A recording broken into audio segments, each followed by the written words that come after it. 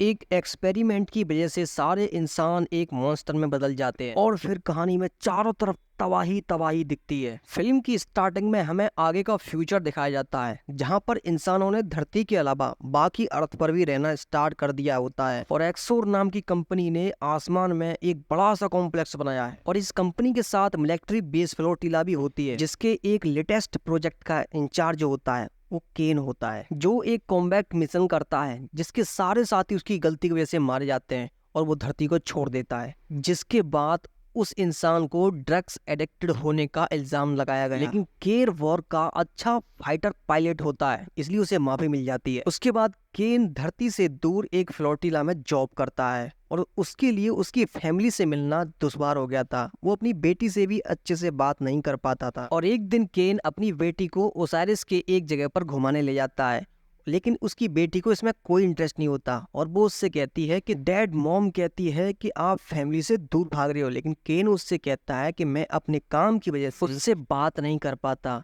इसीलिए उसे ऐसा लगता है। उसके बाद केन अपनी बेटी को अपनी स्पेशल वेपन से शूट आउट भी सिखाता है। उसके बाद केन ओसाइरिस सिटी की नैनी में अपनी बेटी को रहने के लिए वहां पर भेज देता है क्योंकि केन को अलाउ नहीं था कि वो अपनी बेटी को फ्लोटिला लेके जाए और वो उससे कहता है कि वो एक हफ्ते में वापस आ जाएगा। अगली सीन में हमें देखने को मिलता है कि ओसाइरिस में रात को मॉन्स्टर्स घूम रहे होते हैं। उसके बाद अगले सीन में हम देखते हैं कि केन ने एक एआई सिस्टम बनाया होता है जो उसे सुबह सुबह उठाता भी है और उसके लिए ब्रेकफास्ट भी तैयार करता है। और उसके बाद केन अपने मैसेज चेक करता है तो अपने वाइफ और वर्कर्स के मैसेजेस को इग्नोर करते हुए अपनी बेटी के मैसेज को चेक करता है। उसके बाद केन देखता है कि अचानक से मैसेज डिलीट हो जाते हैं। केन ट्रेविस से उसे दोबारा प्ले करने को बोलता है, लेकिन ट्रेविस कहता है कि मैं ऐसा नहीं कर सकता क्योंकि वर्तमान में होने वाली डिस्टर्बेंस से सारी चीजें कट चुकी हैं। अगले सीन में हम एक्सोर कॉम्प्लेक्स की इंचार्ज लिनक्स को देखते हैं। लिनक्स को अपनी सेवा किसी और की परवाह नहीं होती और वो कुछ खा रही होती है तभी उसे कॉलोनी की रिपोर्ट मिलती है क्योंकि वहां पर कुछ क्रिएचर्स घुसकर लोगों को मार रहे होते हैं। असल में ये क्रिएचर्स इसी कंपनी ने अपने एक एक्सपेरिमेंट से बनाए हैं और उनके आतंक से ऐसा लग रहा था कि सारे शहर को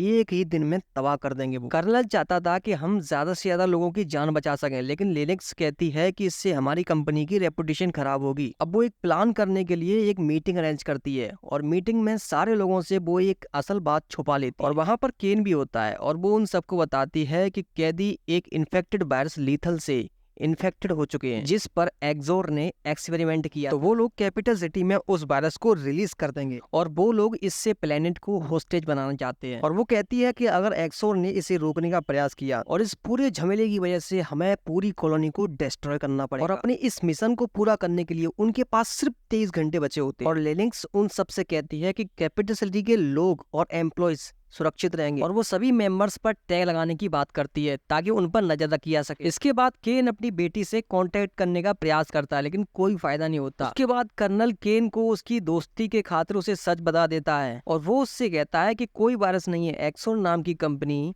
एक सीक्रेट मिशन पर काम कर रही है जो कई सालों से रेड नाम से एक क्रिएचर की क्रिएशन है जिसके बाद में उन सभी को एक कॉलोनी बनाने में इस्तेमाल किया जाएगा। बल्कि मॉन्स्टर शहर की ओर बढ़ते चले जा रहे हैं। कर्नल की इन बातों को सुनकर केन को बहुत गुस्सा आता है और वो कहता है कि तुमने ये सब मुझे पहले क्यों नहीं बताया और यहाँ पर फैमिली को लाने की इजाजत तुमने क्यों दी। कर्नल के पास इन सब बातों की सफाई देने का कोई टाइम नहीं था और वो कहता है कि ये 20 मिनट में वो लोग हैंगर बे को लॉक करने वाले हैं जिसके होने के बाद कोई भी अंदर या बाहर नहीं जा पाएगा। उसके बाद केन डिसाइड करता है कि मैं पायलटिंग का काम करूंगा और वो स्पेसशिप चुराकर स्टेशन से बाहर निकल जाता है। ऑफिसर्स उस पर फायर भी करते हैं लेकिन उनको बचाते हुए वो वहां से निकल जाता है, लेकिन एक्सोर का अभी भी एक शिप उसके पीछे लगा था और उस शिप को डिस्ट्रॉय करने के लिए वो जी-सोर्स पड़ाता है लेकिन वो बेहोश हो जाता है। उसके बाद शिप ऑटोमेटिक कंडीशन में आकर उसकी सीट को बाहर निकाल देता है और केन नीचे गिरने लगता है। जब वो होश में आता है तो वो एकदम से पैराशूट खोलता है जिसके बाद केन सेफली पानी में लैंड कर जाता है, लेकिन वहां पर एक अनजान व्यक्ति उसके सर पे एक चीज मारकर उसे दोबारा बेहोश कर देता है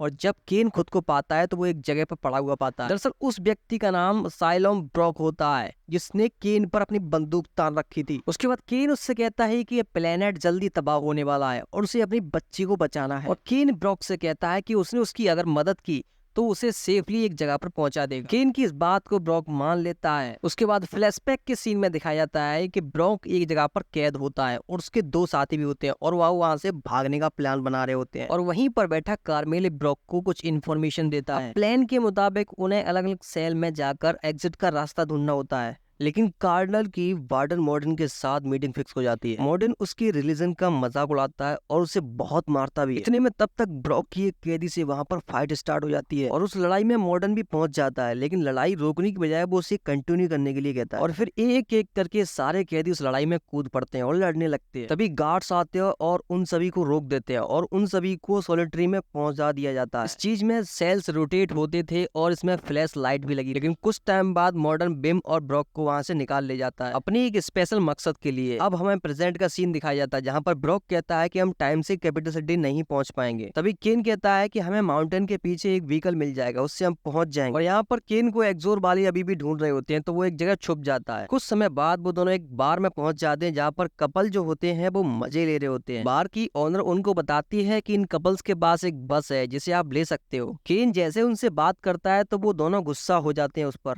और तभी गायब ने केन की गर्दन पर चाकू रखा था। और तभी ब्रॉक कहता है कि केन अपनी फैमिली से मिलने जा रहा है और तुम्हारी बस को लेने के लिए ये $20,000 पे करेगा। तभी वो लड़का बोलता है कि केन ने अगर मेरी गर्लफ्रेंड का टेस्ट पास कर लिया तो मैं उसे बस दे दूंगा। और टेस्ट में केन को बहुत ज्यादा नशा करवा के नाइफ टारगेट पर फेंकना था। केन तो पहले से ही इसमें मास्टर होता है, तो वो पूरे नशे में उस टारगेट को भेद देता है। उसके बाद हमें जेल का फ्लैशबैक देखने को मिलता है जहां पर बिम जब होश में आता है तो वो खुद को एक जेल में पाता है और उसकी तरफ एक मॉन्स्टर भी तेजी से बढ़ रहा था और वो क्रिएचर बिम को अपनी जीभ से टच करके कोई सब्सटेंस इंजेक्ट कर देता है उसमें। वहां पर ब्रॉक भी कैद था और वो बिम की आवाज को साफ सुन रहा था। पास में खड़ा मॉर्डन उन्हें बताता है कि कैसे एक्सोर कैदियों को म्यूटेट करके एक मॉन्स्टर बना रही है और ये क्रिएचर्स किसी भी तरह के एनवायरमेंट में रह सकते हैं। तभी अचानक से नीचे फ्लोर खुल जाता है और ब्रॉक दूसरे रूम में पहुंच जाता है जहां पर बोस्टॉक नाम का कैदी उसका वेट कर रहा था और उनके पास जहां से भागने का पूरा प्लान होता है और ब्रॉक को नर्स की फेक आईडी भी वो देता है। उनमें से एक व्यक्ति बोलता है कि उन लोगों ने मॉन्स्टर को खुला छोड़ दिया है। सभी कैदी वहां से भागने लगते हैं, लेकिन बिम जो होता है वो इन्फेक्टेड हो चुका था,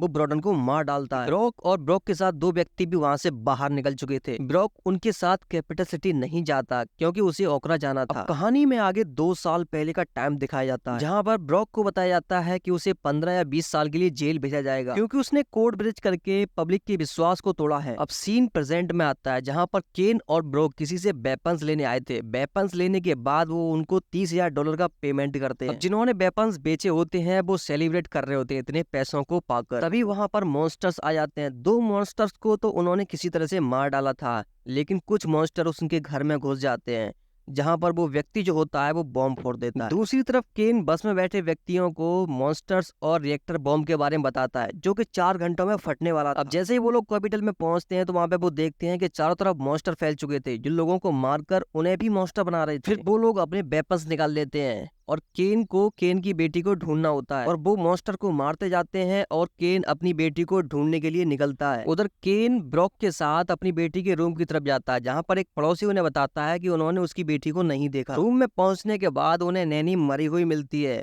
और उनकी बेटी वहां पर सेफ एक लॉकर में छुपी हुई थी। वो अपनी बेटी को लेकर वहां से भागने लगते हैं और इतने में वहां पर मॉन्स्टर्स आ जाते हैं, तो उनको निकलने के लिए वहां से दूसरा रास्ता चुनना था। उसके बाद केन अपनी टीम के साथ बिल्डिंग की छत पर पहुंच जाता है। ब्रॉक केन की बेटी को उठाकर बस पर जंप कर देता है। उसके बाद केन भी उस पर जंप करता है, लेकिन केन फिसल जाता है और बस को पकड़ लेता है, वो लटक जाता है। तभी ब्रॉक उसे पकड़ लेता है। उसके बाद वो छत खोलने को कहते हैं अपनी टीम को, लेकिन वो अपने साथी के इन्फेक्टेड होने की वजह से रो रही थी। लेकिन फाइनली उनको वो छत खोलकर नीचे बुला लेती है और केन अपनी बेटी को सारी सिचुएशन समझा देता है। केन को उन्हें छोड़कर जाना होता है तो वो गायब को सेफ्टी बंकर का रास्ता पूरा समझा देता है और सभी को अंदर पहुंचने के लिए कोड भी याद करा देता है। वहीं दूसरी ओर एक्सोर में लिनक्स प्रोटोकॉलिटी को स्टार्ट करने वाली थी। उसके बाद लिनक्स को बताया जाता है कि एक बस उसके सेफ्टी बंकर की ओर बढ़ रही है। उसके बाद बस के पीछे वो अपना एक शिप भेज देती है। केन अभी बस को सीधा चलाने को कहता है ताकि शिप समझ ना पाए वो लोग कहाँ जा रहे हैं, और जैसे ही बस टर्न करती है अचानक से शिप आती है और उन पर बंदूक तान देती है और उन पर हमला करने लगती है। अब इस शूटिंग के दौरान गायब और केन मारे जाते हैं। शिप के चले जाने के बाद ब्रॉक केन की बेटी को उठाकर सेफ्टी बंकर की तरफ भागने लगता है और उनके पीछे वहां पर एक मॉन्स्टर लग जाता है और वो ब्रॉक को अपनी जीप से इन्फेक्टेड कर देता है, लेकिन ब्रॉक उसे एक गोली से उड़ा देता है।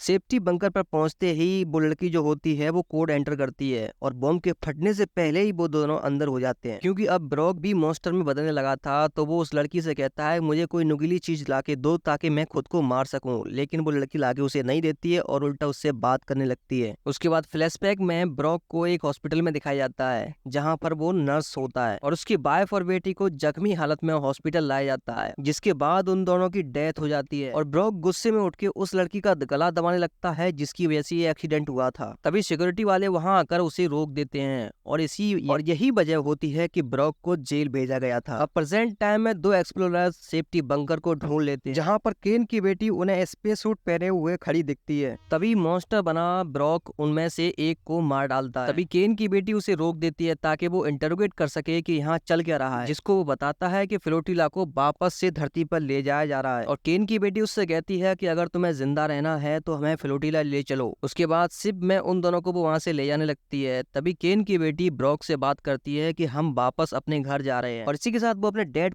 एक